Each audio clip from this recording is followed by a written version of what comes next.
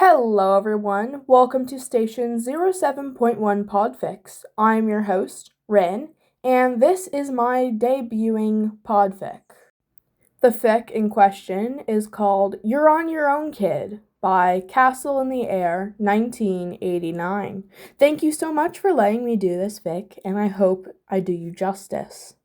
This is rated general audience, no archive warnings applied. It's a My Hero Academia fic, and it's Dadzawa.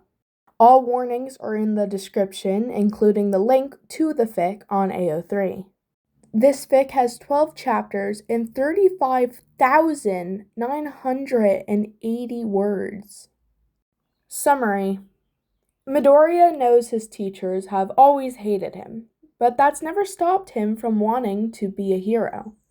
When a new teacher arrives at his school, he's sure of one thing: he can't be trusted.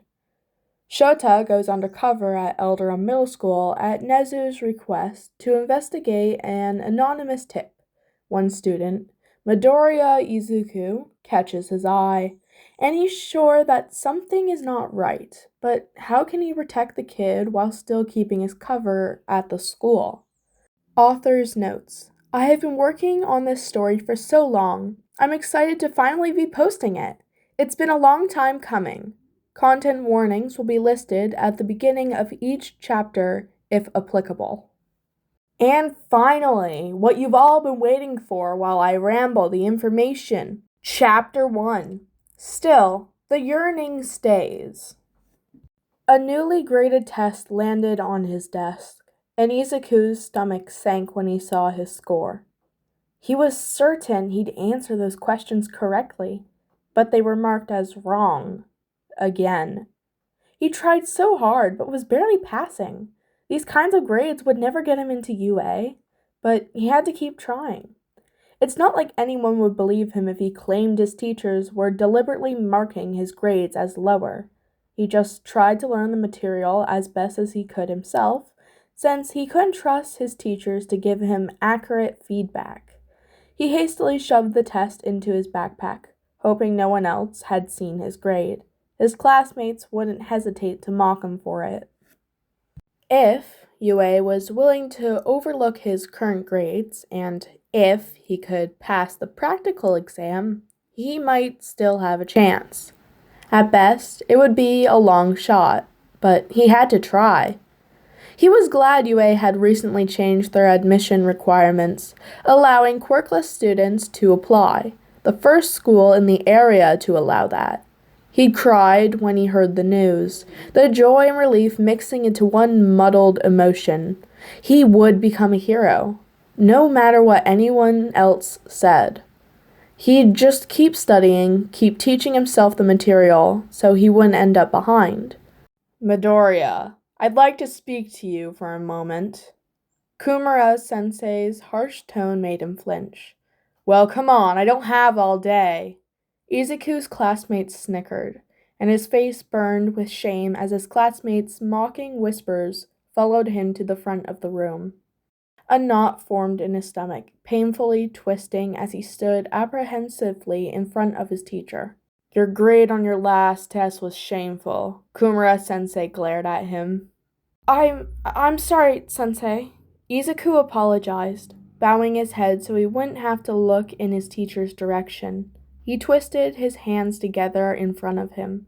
Kumura-sensei grabbed his arm, dragging him closer. Izuku froze.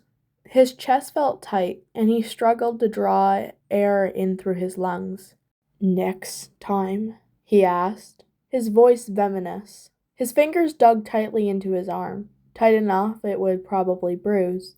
You need to do better, or there will be consequences. Icy fear flowed through his veins. It won't happen again, he choked, throat tight. I'll do better, I promise. Make sure you do, or you'll be getting a month's detention, he threatened, shoving him roughly away. Shaking, he felt tears of humiliation prick at the corners of his eyes as he returned to his seat. A month's detention. With the teacher who hated him most? He didn't know how he'd get through that. He had to get his grades up. But at every turn, it seemed like his efforts were sabotaged. How could he improve if he wasn't even given a fair shot? Worry curled in his stomach, and he clenched his fingers tightly around his pencil to hide their shaking. But even once classes were dismissed and he arrived home, he couldn't stop his hands from trembling. He could barely concentrate on his homework, and finally put it aside, concluding he wouldn't make any more progress on it tonight. Desperate for a way to get his mind off things, Izuku decided to go on a run, lacing up his jogging shoes and locking the door behind him. Breathing deeply, he savored the fresh air. Starting down the sidewalk, his feet pounded the pavement, drowning out the clamoring thoughts in his mind, letting him focus on how the golden light of the sun hit the trees, filtering through the leaves and making delicate lace on the ground. The sky was tinged a cherry pink, striking against the puffy, slate-colored clouds and crimson leaves which belied the beginning of fall, and lent a cheerier end to the day than its beginning. There was a nip in the air that bit at his cheeks, making the tips of his fingers tingle from the cold. The slight chill was a welcome relief from the summer's heat. Despite the exertion from his jog, Izuku felt himself relax, soothed by his rhythmic pace. He let the tension drain out of his shoulders and let his mind wander, free from the worries of the day. The enjoyment of not needing to look over his shoulder or keep his guard up was a welcome relief. His legs ached, but it was such a pleasure to be sore from doing something meaningful for a change instead of being shoved against a locker. Arriving back home, mind clear and body energized, Izuku stretched out his muscles, savoring the pleasant burn in his lungs and legs. Locating the leftovers his mom made him, labeled with a sticky note with his name and a heart on it, he smiled as he pulled the container out of the fridge and stuck it in the microwave to heat it up. Even when she worked late shifts, like tonight, she always remembered to make him dinner. Sure, it was a little lonely eating alone, but he was used to it. No one would sit with him at lunch during school. Half the time he didn't even brave the cafeteria because it was crowded and busy and just so much. It made his shoulders crawl with anxiety and his throat tighten. Just thinking about it made them start tingling like he was back at school instead of sitting at his dining table. He preferred eating elsewhere. Outside was fine if the weather wasn't too cold. There was hardly any students out there, too. It was easier not to have to search out an empty table since no one wanted the quirkless kid to sit at their table. And this way, he didn't have to worry about getting his tray smacked out of his hands. No, he didn't want his mom to worry about him being lonely when she was gone. He was used to it, even though there were times where he wished he had someone to talk to. He was usually able to occupy himself by researching heroes' quirks, or reading comics, or something. He might have been lonely, but with loneliness came safety. There was no need to be constantly looking over his shoulder, no worrying that he was too absorbed in his notebooks to notice that something was wrong. It was easy enough to tell himself that when he was guarding against a threat, but when he was waiting for his mom to get home from work, being alone felt different somehow. Sighing, he twirled the somen noodles around his chopsticks, shoving the bite in his mouth and trying to ignore the emptiness of his apartment. Finishing his dinner, he deposited his dishes in the sink. After cleaning up and getting ready for bed, he played his favorite All Might video footage. It comforted him, making him feel, for a moment, that he wasn't as alone. As he drifted off, All Might's words echoed in his head. "Never fear, for I am here." I am here. For someone who had longed to have someone to rely on, for someone to rescue him. The words were comforting. Though they did nothing to solve anything, they made him feel, for a time, just a little better. And for now, it would have to be enough. "You're telling me you want me to go undercover To a middle school? Shota asked, not bothering to hide the disbelief in his voice. Nezu had called Shota to his office to discuss an assignment he had for the underground hero. And now, Shota found himself sitting across from the principal, feeling very much like he had walked into some sort of trap. Well, Izawa, you did expel your entire class this year, Nezu quipped, a cunning gleam in his eye. You should have more than enough time for an undercover investigation. He raised an eyebrow. You know as well as I do I'm planning on re-enrolling them once they've had some time to stew in Gen Ed. They have to learn that in this line of work, actions have serious consequences. Crossing his arms across his chest, he settled back in his chair. If you have a problem with my teaching style, I'd appreciate you letting me know instead of whatever this is. No, that's not it at all, he insisted, waving a paw. I only meant you should have some time on your hands while you wait for your students to learn their lesson. Despite your rather unconventional teaching methods, I still believe you're the best suited for this job. As an underground hero, you're used to going undercover, and we couldn't exactly send one of the limelight heroes to do this. Nezu raised his eyebrows and took a sip of his tea. The rat did have a point, though he hated to admit it. The thought of sending one of the flashier heroes made him want to shudder. Fine, what's the job? You'll be investigating an anonymous tip received about alleged abuse at Eldora Middle School. An anonymous tip? Shota raised an eyebrow. Just how sure are you this is sincere? He wouldn't put it past Nezu to send him on a wild goose chase to teach him some sort of life lesson, or, more probably, as revenge for the time he brought in a stray cat and let it live in his office for 2 weeks. Soap was a very happy resident at his apartment, thank you very much. Nezu, on the other hand, had not been as pleased, and still resents him for it. Curb your skepticism. I can assure you I'll be looking into the validity of the claims. He lowered his teacup gently into its saucer. Based on the nature of the claims, I think it's best not to delay. Nezu slid a file across the desk to Shota. Nodding, Shota picked up the file. That was good enough for him, though he had no doubt revenge would be coming. Hopefully he wouldn't switch the coffee to decaf again. Here students were hard enough to deal with while fully caffeinated. What's our in? Shota asked, keeping his eyes fixed on the principal, waiting for him to continue. Nezu settled back into his chair, clasping his paws in front of him on the desk. One of their teachers, an elderly woman, broke her hip and elected to retire. You'll be replacing her.